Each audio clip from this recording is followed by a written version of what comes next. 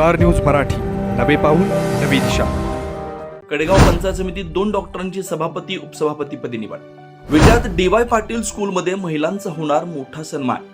मुलींनी मासिक पाळीमध्ये न घाबरता स्वतःची कशी काळजी घ्यावी, भाडुनी डॉक्टर शैलजा भगत यांचं मार्गदर्शन। विश्वास जनतेचा, विकास जनतेचा, पाहिल दुनिया सारी। अरे झुंजार निर्धार हा कार्यकर्त्याचा, जल्लोष उरात जयघोष मुखात घेऊया भरारी। हात लई भारी, काँग्रेस लई भारी। आमचे स्नेही सांगली जिल्ह्याचे युवा नेते डॉक्टर जितेश भैया कदम यांची कडेगाव पंचायत समितीच्या सभापतीपदी निवड झाल्याबद्दल हार्दिक अभिनंदन। शुभेच्छुक शिवप्रताप मल्टीस्टेट नागरी कोऑपरेटिव्ह क्रेडिट सोसायटी लिमिटेड विटा।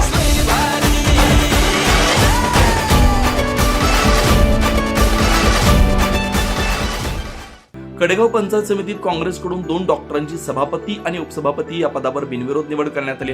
सभापतीपदी डॉक्टर जितेश कदम तर उपसभापती डॉक्टर विजय महाडिक यांची निवड करण्यात आली आहे। जितेश कदम हे MBBS MD आहे, तर उपसभापती विजय महाडिक हे BAMS आहे। त्यामुळे कडेगाव पंचायत समितीची धुरा डॉक्टरांच्या हाती असल्याचं चित्र आहे। यावेळी आम्ही दोघं डॉक्टर असल्यानं कडेगाव तालुक्यातील पेशंट नाहीसे होतील असा मिश्किल टोला डॉक्टर जितेश कदम यांनी लगावलाय। खरं तर आजचा हा दिवस काँग्रेस पक्षाच्या दृष्टिकोनातून अतिशय महत्त्वाचा दिवस आहे आणि या दिवशी डॉक्टर पतंगराव कदम साहेबांची आठवण आल्याशिवाय इथल्या कुठल्याही कार्यक्रमाला राहत नाही। गेल्या 9 वर्षांनंतर पंचायत समितीमध्ये काँग्रेस पक्षाचा सभापती आणि उपसभापतीची निवड आज त्या ठिकाणी झालेली आहे। मी स्वतःला भाग्यवान समजतो की माननीय मोहनरावजी कदम दादा हे जेव्हा खानापूर तालुक्याचे सभापती म्हणून त्यांनी काम केलं आणि त्यांच्यानंतर आमच्या कदम कुटुंबामध्ये त्यांचा नातू म्हणून किंवा लोकांच्या आशीर्वादाने जे मला निवडणुकीमध्ये यश मिळालं, लोकांच्या आशीर्वादाने मला त्या ठिकाणी सभापती म्हणून कडेगाव तालुक्यात आज काम करायची संधी मिळते। आज माझ्याबरोबर मी स्वतः डॉक्टर MBBS आणि MD आहे। माझ्याबरोबर आमचे डॉक्टर विजय महाडिक हे सुद्धा त्या ठिकाणी आयुर्वेदिक डॉक्टर आहेत, ते सुद्धा त्या ठिकाणी माझ्यावर उपसभापती म्हणून आज काम करत आहेत। आज छत्रपती शिवाजी महाराजांच्या पुतळ्याचं दर्शन घेऊन आम्ही सुरुवात केली। तिथून आम्ही लोकतीर्थ जे डॉक्टर पतंगराव कदम साहेबांचे स्मृतीस्थळ आहे त्या ठिकाणी त्यांचं दर्शन घेतलं। तिथून आज आम्ही देवराष्ट्र गावामध्ये यशवंतराव चव्हाण साहेबांची जन्मभूमी आहे तिथं येऊन चव्हाण साहेबांचं दर्शन घेऊन त्यांच्या जन्मघरी आता आलेलो आहे।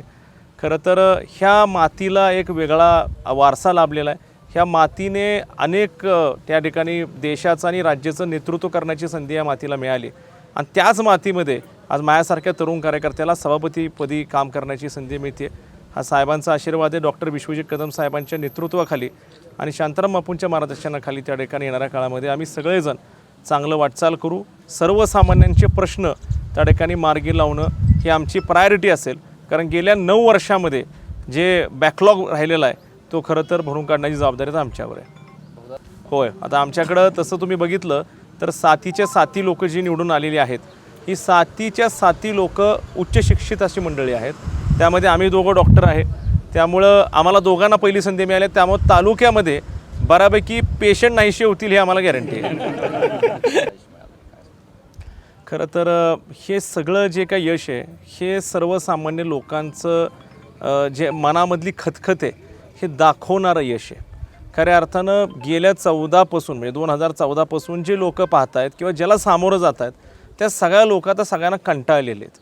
मधल्या काळामध्ये प्रशासक 4 वर्ष होते, त्याच्या आधीचा जो कारभार काही ठिकाणी झालेला आहे तो अतिशय चुकीचा कारभार झाला आहे आणि त्याचीच निराशा लोकांनी या निमित्ताने दाखवली आणि काँग्रेस पक्षाला त्या ठिकाणी त्यांच्या पारड्यामध्ये हवी ते यश दिलेलं आहे। आणि यावेळेला कडेगावमध्ये तरी क्लीन स्वीप आपल्याला बघायला मिळालेला आहे।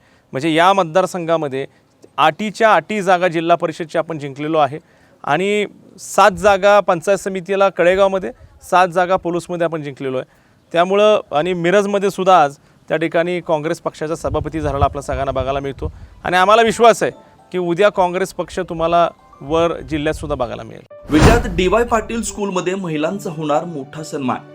विटा येथील doctor DY Patil public school CBSE यांच्या मार्फत जागतिक महिला दिन व सावित्रीबाई फुले पुण्यतिथी निमित्त विविध क्षेत्रातील कर्तृत्ववान महिलांचा सन्मान सोहळा आयोजित करण्यात आला।